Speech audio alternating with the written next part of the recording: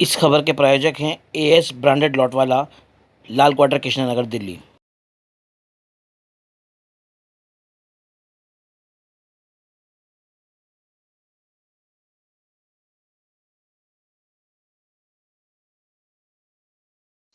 खुशी मना रहे हैं।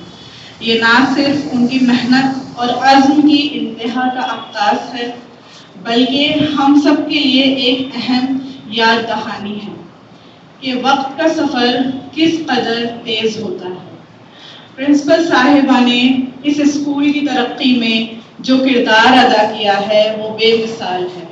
उनकी क़यादत में हमने ना सिर्फ तालीमी मैदान में बेहतरीन नताइज हासिल किए, बल्कि तलबा को इखलाकी समाजी एतबार से परवान चढ़ने की भरपूर कोशिश की। मोहतरम प्रिंसिपल साहिबा, में स्कूल सिर्फ एक दर्सगाह नहीं बल्कि खानदान की मानंद था।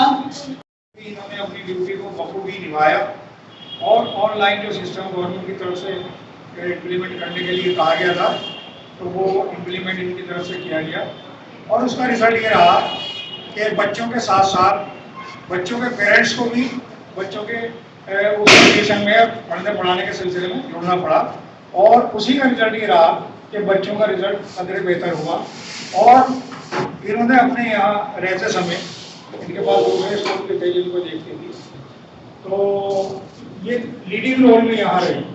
ये नहीं है कि खाली हेड ऑफ द स्कूल थी और अपना आए वक्त गुजार के चले गई।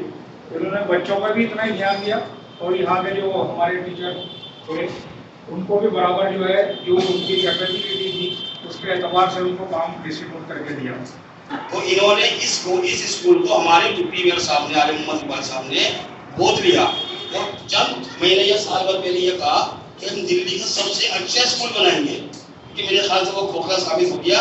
लेकिन मैडम के जाते जाते मैं आप सबके सामने इंशाअल्लाह अपना इरादा जाहिर करता हूँ कि पूरे तमाम भाई जितने भी इंट्रोडक्शन कराएंगे, तमाम एसोसिएशन, चाहे वो हैंडीक्राफ्ट की हो चाहे विन इंडिया की हो और जितने भी हमारे दुकानदार भाई हैं, उन सब की तरफ से इस लगाए हुए बात को हम हरा भरा रखेंगे इंशाअल्लाह। और हमने हमेशा इनको ये कहा है कि कभी भी कोई जरूरत पड़े, तन मन धन हमारे पास फंड होता है, कोई दिक्कत नहीं, अब सरकारी छोड़िए हम दे देते हैं। एक दफा बिजली के बिल का मसला आया था तो हम आए थे तो मैडम ने अपने पर्सनल फंड से, वो बिजली के बच्चे 2 दिन से यहाँ पे बैठे थे, तो मैडम ने काम कराया। चेचे करते हैं ना, तो इतने सारे बच्चे मैडम ने तकरीबन 400-500 बच्चे बैठकर की काबिज के नतीजे मुझे चाहूंगा 500 बच्चे, भाई 500 बच्चे नहीं है, आने वाली फैमिली के हेड ऑफ द फैमिली है 500 फैमिलियां होंगी तो भी है। हर साल कितने निकल गए, 32 साल में अंदाजा कैलकुलेशन। और ये कुछ शर्म की बात नहीं कहूँगा, सीधी बात है कि जो हमारे राज्य के मंत्री हैं इमरान हुसैन साहब और बहुत दबंग मंत्री हैं, वो भी आपके ही स्टूडेंट हैं, आपकी शागिर्द हैं। एक ही जगह जा रहे हैं भी हमारे एडी साहब, तो मैं चाहता हूँ ये सॉक्स भी करने में डाल दो थोड़ा सा। हाँ डाल दी बात के साथ दिल बड़ा होना चाहिए। टाइम को ऐसे मिला उसके लिए माफी साथ भी डाल दे, सब भी डाल दे। हाँ आज इनका आप नहीं आप भी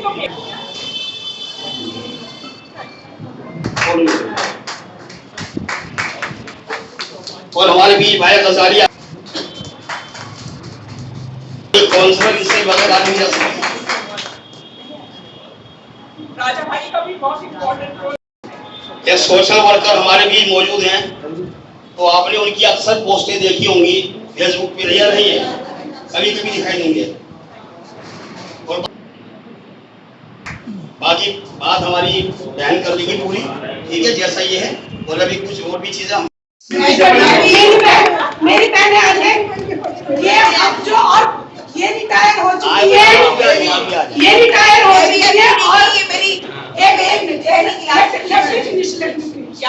और मैं अब दिसंबर में रिटायर होने वाली हूँ, तो ये आपके सामने एमसीडी के नमूने खड़े हैं। अब आप खुद सोच सकते हैं कि हम इसको कराने का तो हमें पॉलिटिक्स नहीं होना चाहिए, हमें थोड़ा सा आगे नहीं जाना चाहिए, जो बात है वो करनी चाहिए। तो बेली आजम खान सेकंड शिफ्ट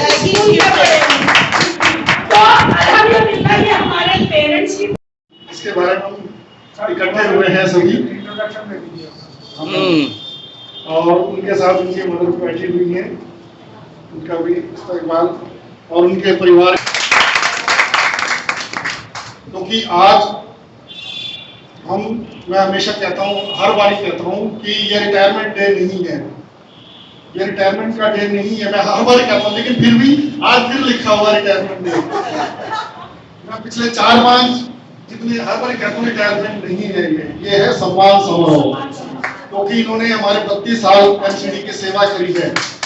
हम उनके रिटायरमेंट के लिए नहीं करते हुए, हम इनको सम्मान कर रहे हैं कि इन्होंने अपनी मेहनत, आप सभी ने बता दिया कि किस तरह से मेहनत करी, किस तरह से स्कूल को संवारा, इतने साल लगाए, बच्चों की संख्या बढ़ाई, इंफ्रास्ट्रक्चर में अपना सहयोग दिया, अपने जेब के पैसों से। हम कई बार अपने स्कूल का भी विजिट करा और कई बात हुई हर चीज में, तो ये स्कूल सभी चीजों में आगे रहता है। हाँ, कुछ कमियां हर स्कूल में होती हैं, स्कूल में भी है, और सबको ये मालूम है। और इसके बारे में जैसे ही पहले बात, आज मौका नहीं है वैसे, लेकिन मैं बता दूं, इनका सब एस्टिमेट तैयार हो चुका है। अपने सर का स्वागत करना चाहूंगी अभी अपनी की तरफ से, जो मेरी अम्मी ने सर के लिए गिफ्ट तैयार किया।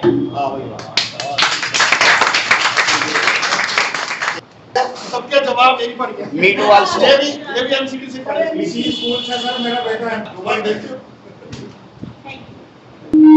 बड़ा इत्मीनान से अल्हम्दुलिल्लाह मैंने जो कुछ किया ईमानदारी के साथ किया, अपनी सर्विस को अच्छी तरह निभाया, उसके लिए मैं अपने मुंह से नहीं कह रही हूँ, आप सब लोगों ने मेरी इतनी तारीफ कर दी, उसके लिए बहुत बहुत शुक्रिया। ऑलरेडी सर आए और आप सब लोग आए, मेरा दिल बहुत ज्यादा खुश है। अब सब आ गए हैं तो कोई बात नहीं।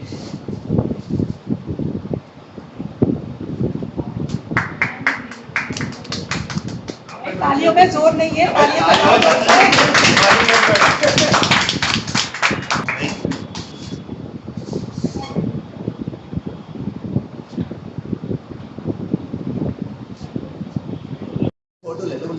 ले लियो। हर वक्त रखा है, हर मौके पे मेरा ध्यान रखा है, स्कूल का ध्यान रखा है बहुत ज्यादा। उनको समझाने का बहुत ऐसी अच्छी कम्युनिटी तो सबको मिल करने की कोशिश की, ऑफिसर्स को और पॉलिटिकल लोगों को। सबका अल्हम्दुलिल्लाह आज मैं बहुत ज़्यादा सेटिस्फाइड हूँ, दिली तौर पे, दिमागी तौर पे, कि मैंने जो कुछ किया। एक यहाँ पे एक पौधा लगा के छोड़ रही हूँ, बाकी इसको पेड़ बनते हुए देखना चाहती हूँ आगे भी। मैं ये चाहती हूँ मेरे बच्चे इस एमसीडी स्कूल से निकल के बहुत ज़्यादा तरक्की करें। उनको मैंने किताबी कीड़ा ना होके उनको एक सिस्टम में इन्वॉल्व करने की कोशिश की, उनसे बहुत ज़्यादा इंटरेक्टिव सेशंस लिए, मैंने कम्युनिकेटिव स्किल्स उनमें डेवलप करने की कोशिश की। और मैं ये चाहती हूँ कि मेरे बच्चे फ्यूचर प्रूफ हों। एआई का ज़माना है, मैं ये चाहती हूँ वो साइंटिस्ट बने और ज़्यादा से ज़्यादा तरक्की करें। और आप सब लोगों ने जो मेरा इतना साथ दिया, मार्केट एसोसिएशन ने, कम्युनिटी ने, मेरे पेरेंट्स ने, इस स्कूल को निखारने में और संवारने में, तो आपका बहुत बहुत शुक्रिया। और जो आपके खदमात में कभी नहीं भूल पाऊंगी, जिसमें स्मार्ट क्लास बनाई है, 2 स्मार्ट टीवी लगवाए हैं, इसीलिए ताकि इसका एक सिस्टम और इंफ्रास्ट्रक्चर एक पब्लिक स्कूल से बेहतर हो सके। तो आप लोग भेजिए अपने बच्चों को, इंशाल्लाह आपको किसी भी तरह से नाउम्मीदी नहीं हो। उस्मान गेट की वर्ल्ड सिटी का ये स्कूल जिसमें बच्चों की तादाद बहुत ही कम होती थी, आज 500 से पार कर गई है। इसकी क्या वजह हो सकती है? इसकी सिर्फ और सिर्फ वजह यह है कि जो स्कूल का एचओडी है, एचओडी ने अपनी जिम्मेदारी को समझा, और जिम्मेदारी जो है ना अपने जो इनके साथी कॉलीग्स टीचर्स थे उनको भी समझाई गई, और उसी कारण इन्होंने घर घर जाकर बच्चों को अवेयर किया, उनके पेरेंट्स को अवेयर किया, घरों से निकाल कर यहाँ 500 से ज़्यादा बच्चों की तादाद को लगाया। और बच्चे जो है कोरोना के ज़माने में भी और उसके बाद भी जो है इनकी एचओडी की काविशों से, इनके टीचरों की काविशों से बच्चे उस वक्त भी कोरोना के ज़माने में भी पेरेंट्स के साथ मिलकर आगे बढ़े हैं और अपना होमवर्क करा है।